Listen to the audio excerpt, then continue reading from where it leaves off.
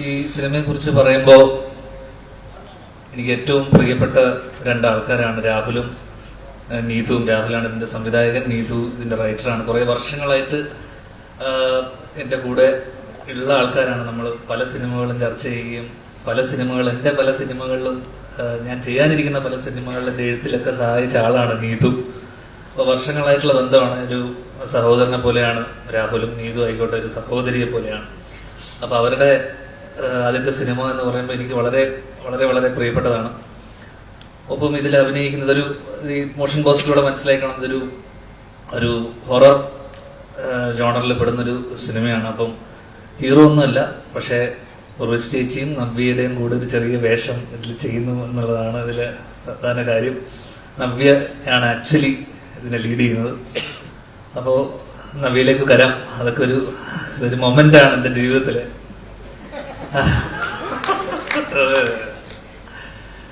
അപ്പോ ഇത് ഗഫൂർക്ക ഇതിന്റെ പ്രൊഡ്യൂസറാണ്, കോ പ്രൊഡ്യൂസേഴ്സ് ആയിട്ടുള്ള ആൾക്കാർ. ഇവരൊക്കെ വർഷങ്ങളായിട്ടുള്ള ബന്ധവും പരിചയമാണ്. അപ്പം എന്തായാലും കാസ്റ്റിൽ ഉൾപ്പെടുന്ന ആൾക്കാരൊക്കെ ബാക്കി നവ്യ കഴിഞ്ഞു കഴിഞ്ഞാൽ ഉർവശി ചേച്ചി, റോണി ചേട്ടൻ, ഇവിടെ എത്തിച്ചേരാൻ പറ്റാത്ത സിദ്ധാർത്ഥ് വരദൻ, മധുചേട്ടൻ, വിഷ്ണു, അങ്ങനെ വളരെ മിസ് ചെയ്തു പോയോ?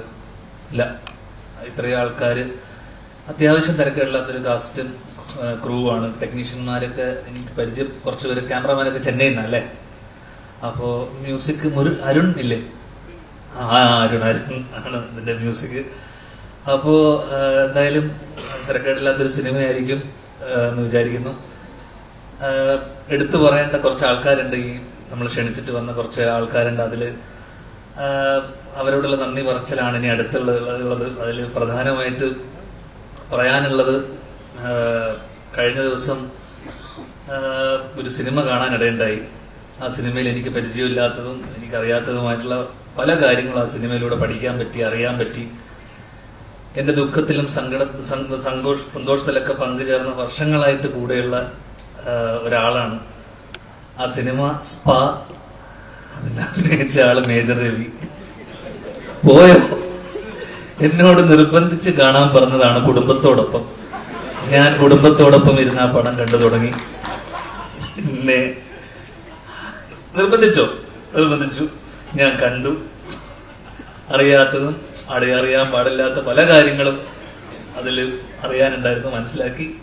അതിൽ എനിക്ക് കണ്ടതിൽ അടുത്ത കാലത്ത് കഴിഞ്ഞ ഒരു 10 വർഷത്തിൽ ഏറ്റവും മാസ് ഒരു ഇൻട്രോ അല്ലെങ്കിൽ എൻട്രി ഞാൻ കണ്ടതിൽ, തിയേറ്ററിലായിരുന്നു ഞാൻ ചിലപ്പോൾ ഇറങ്ങി എഴുന്നേറ്റ് കൈയടിച്ചു പോയത്.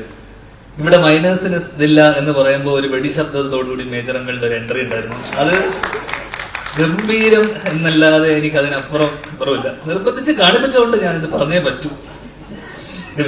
Thank you for coming. അടുത്തതായിട്ട് പടം കണ്ടല്ലേ? പടം കണ്ടു.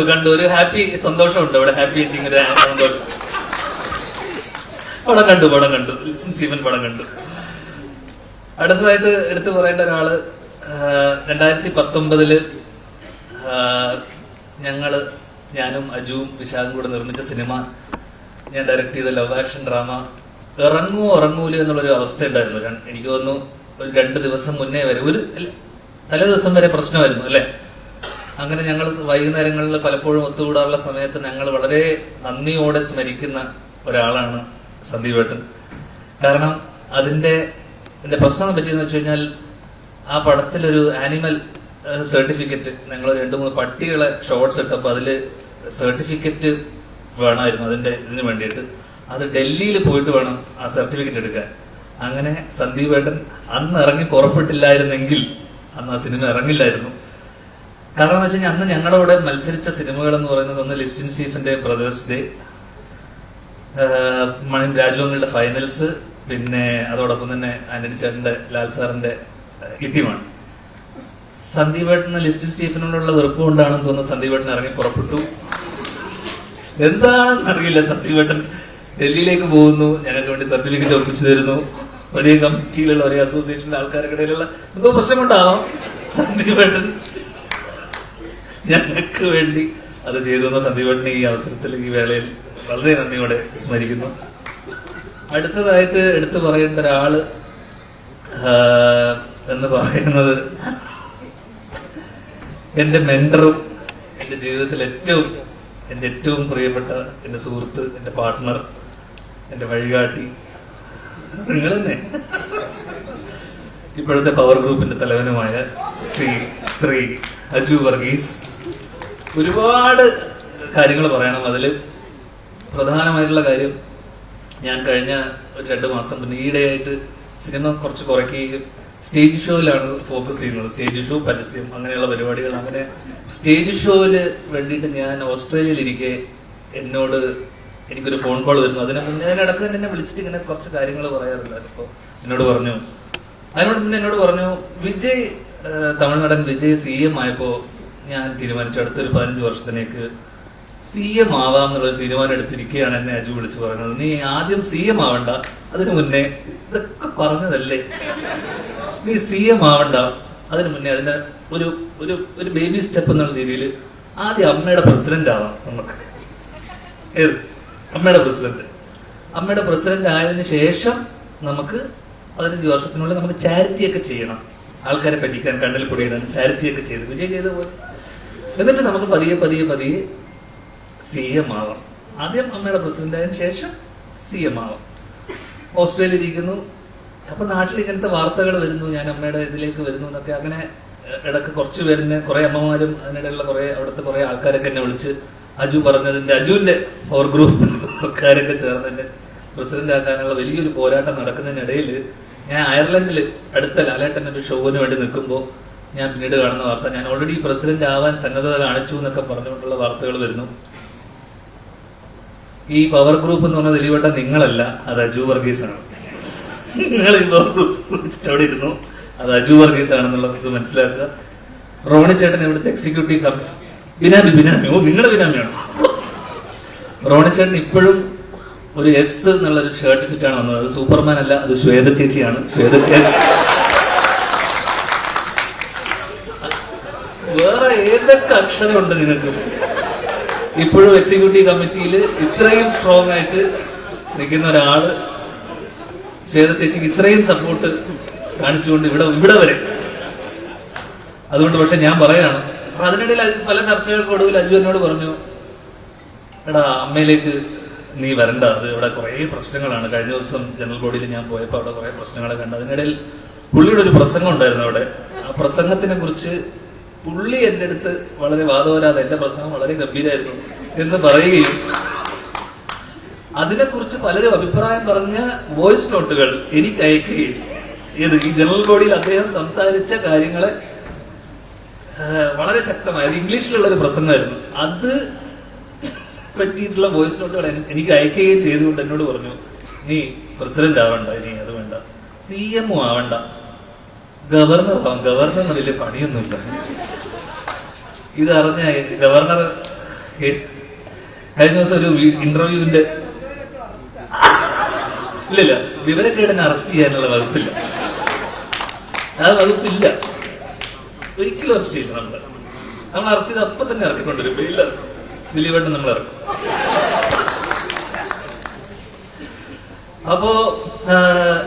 അപ്പൊ ഞാൻ ഇപ്പൊ ഇവിടെ പറയാൻ വിചാരിച്ച സാധനം വെച്ചാൽ, ഒരിക്കലും അതിനിടയിൽ എന്റെ അമ്മ എന്നോട് പറഞ്ഞു, മോനെ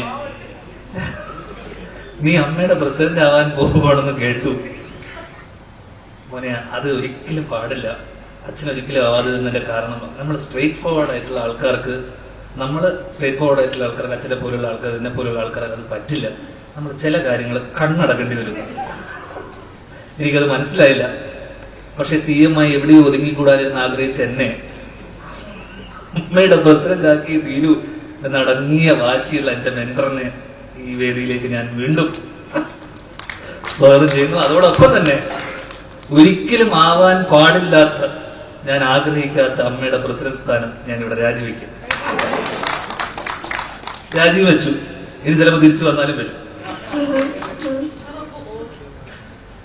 അടുത്തതായിട്ട് പറയാനുള്ളത്, എന്റെ ഏറ്റവും പ്രിയ സുഹൃത്ത്, ഒരു വിളിക്കപ്പുറം ഉള്ള ഒരാളാണ് സാക്ഷാൽ ലിസ്റ്റിൻ സ്റ്റീഫൻ.